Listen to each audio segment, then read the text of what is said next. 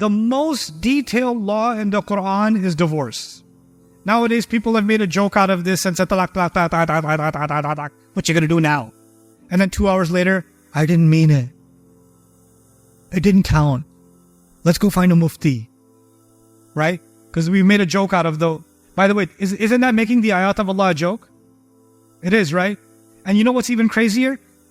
I don't know if this is just Pakistanis or what, but a lot of people have told me, oh, it doesn't count unless you say it 3 times. Who told you that? What book are you reading? Are you learning Islam from a comic book? This new short series is based on the findings of Dr. Saqib Hussain in his PhD thesis, Wisdom in the Quran, which was summarized and presented by Ustadh Nouman in front of a live audience. The link to the full paper is in the description.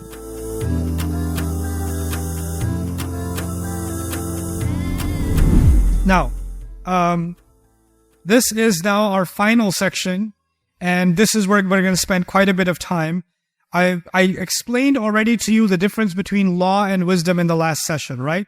Law is black and white, and wisdom is kind of situation by situation. But now we have to combine the two of them. We have to actually look at the two of them together. You might not know this, but the laws in the Quran, the one law in the Quran that is talked about in more detail than any other law, and I'm not talking about worship, I'm talking about a law that has people's dealings, mu'amalat. The most detailed law in the Quran is divorce. There's no law that Allah talks about in more detail in the entire Quran than He does about divorce. If somebody asks the question, what does the Quran say about a happy marriage? There's like 2 ayahs. And then if you ask, what's the Quran say about divorce? There are several pages and then a surah on top of that and then other references. Why? And the Quran is silent on relationship advice. Except very little. This is the ayah of Surah Al-Rum, is the ayah some little bit of hints in the ayat of Ramadan. There's bits and pieces here and there. But the majority, when you talk about divorce, oh my God. You know why? It's as if, and here's the principle, وَيُعَلِّمُكُمْ مَا لَمْ تَكُونُوا تَعْلَمُونَ. Allah teaches you what you couldn't possibly learn yourself or know yourself. Which means Allah knows that you know how to have a good relationship.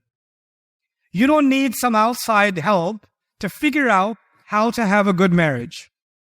But what you don't know how to do is to have a peaceful divorce. That you don't know. You know how to keep things good, but you don't know how to handle the situation when things go bad. That you couldn't figure out yourself. There, I will give you exhaustive explanation. And so Allah gives exhaustive explanation about what should happen when somebody's getting divorced. And the thing is, you can call them the laws of divorce. So this part of the Quran is kitab, isn't it? It's kitab. We're going to look at a little bit of that. I mean, we can't go through all of that because it's huge. It's a very big subject. But I'm going to show you just one small sampling of it. At-talaqu marratan. This is not a full-on tafsir, it's very brief commentary, okay? When a man and a woman are married, then a man can pronounce his divorce and still be able to take her back twice. That can happen at 2 occasions, 2 separate occasions. Nowadays, people have made a joke out of this and said, talaq, talaq, talaq, talaq, talaq, talaq, talaq, talaq. What you gonna do now? And then 2 hours later, I didn't mean it. It didn't count. Let's go find a mufti. Right? Because we made a joke out of the... By the way, isn't that making the ayat of Allah a joke? It is, right? And you know what's even crazier? I don't know if this is just Pakistanis or what, but a lot of people have told me, oh, it doesn't count unless you say it 3 times. Who told you that? What book are you reading? Are you learning Islam from a comic book? This is psychosis. Allah says reversible divorce can happen on 2 occasions. You can end the marriage, that it's still reversible on 2 occasions. Then He says, listen carefully, فَإِمْسَاكٌ بِمَعْرُوفٍ. Then after that happens, any one of those, He says, I divorce you, and then he thinks about it, they think about it, they talk about it, and he says, you know what, let's try again. He says, then take back, hold on to the marriage, but hold on to it with decency. Hold on to it with dignity, with goodness. Now, holding on to it with goodness, let me ask you, does that sound like law or wisdom? Immediately after the law, Allah switched over to what? Wisdom. Because I cannot check if I'm taking back for good intention, in a good way or not. That's not something the law can judge. Not directly. أو تسريح بإحسان, or let go beautifully. He says, let go what? Beautifully. Quran is saying that. Quran is saying that. You know, when divorce happens, it gets really ugly, right? And now Allah is telling you, listen, you don't know how to handle the situation. I'm telling you, do everything you can to let go in a way that is beautiful. And what happens a lot of times is one person fears Allah and says, I want to let go in a way that's beautiful. The other one says, let me see how I'll show you beautiful. Right? أو تسريح بإحسان. Then he says, وَلَا يَحِلُّ لَكُمْ أَن تَأْخُذُوا مِمَّا آتَيْتُمُوهُنَّ شَيْئًا. It is not, knowledge talking to the men. He says it's not halal for you. You're not allowed to take anything back that you gave to them. If you gave her a car, if you gave her a ring, if you gave her a necklace, if you bought her a PS5, right? Because you bought yourself a PS5 for Eid, but you said this is your Eid present. So officially you made it her Eid present. I'm just playing it so it doesn't go kharab, I'm just keeping it. If you gave it to her, Allah says it's not halal for you to take back anything that you had given to them. Okay? Then, إِلَّا أَن يَخَافَا أَن لَا يُقِيمَا حُدُودَ اللَّهِ, unless they're both scared that they're not going to be able to abide by the laws of Allah. This is going to be a longer discussion, so I won't go into details here. فَإِنْ خِفْتُمْ أَن لَا يُقِيمَا حُدُودَ اللَّهِ, and if you're afraid that they both cannot abide by the law of Allah, فَلَا جُنَاحَ عَلَيْهِمَا فِيمَا افْتَدَتْ بِهِ, then there's no harm on either of them if she gives up some part of what she owed. Basically, the bottom line here, I'm being very brief here for now, is she wants to end the marriage, for example, but he doesn't want to let go. And she says, you know what? Keep the PS5. Can you just let me go? I don't want to stay. Just keep the PS5. Allah says there's no harm if she gives up something that's actually hers, but she says maybe that'll make the departure easy for me. Okay? So she's kind of almost like paying a ransom in this situation, a little bit. So he says, he's not making her do it, but he's saying if that's what gets you away from the situation, it's no harm if you try to do that. That's halal for you. Because he already said it's not halal to take anything, right?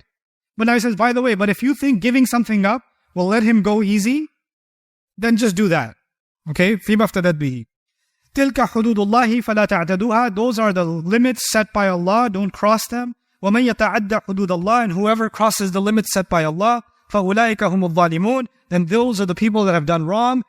Now, فَإِنْ طَلَّقَهَا, but if a third time he divorced her again. So two have already been mentioned. This is which time? Third time. فَلَا تَحِلُّ لَهُ مِنْ بَعْدُ, she is no longer permissible for him. They can't be together immediately. That's not possible. مِنْ بَعْدُ, thereafter. حَتَّى تَنْكِحَ زَوْجًا غَيْرَهُ, until she gets married to someone other than him. So she can't be with him anymore. Zubair is done. Sorry, Zubair is just an example. Zubair is done. She moved on with her life.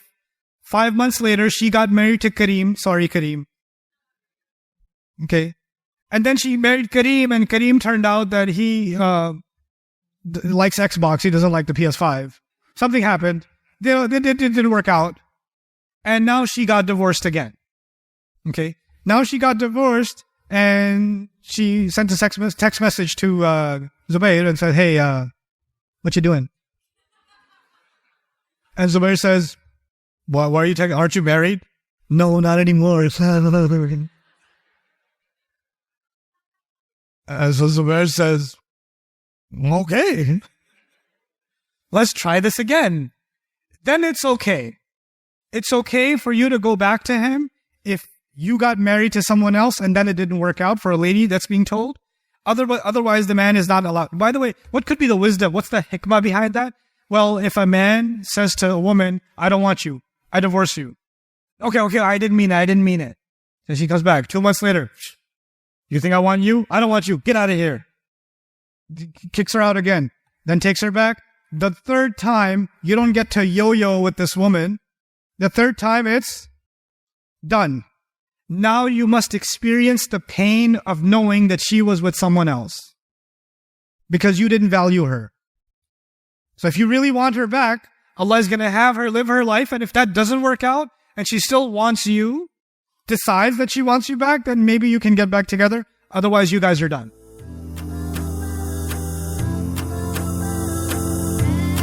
I hope you guys enjoyed that video clip. My team and I have been working tirelessly to try to create as many resources for Muslims to give them first steps in understanding the Quran all the way to the point where they can have a deep, profound understanding of the Quran. We are students of the Quran ourselves, and we want you to be students of the Quran alongside us. Join us for this journey on Bayyinah TV.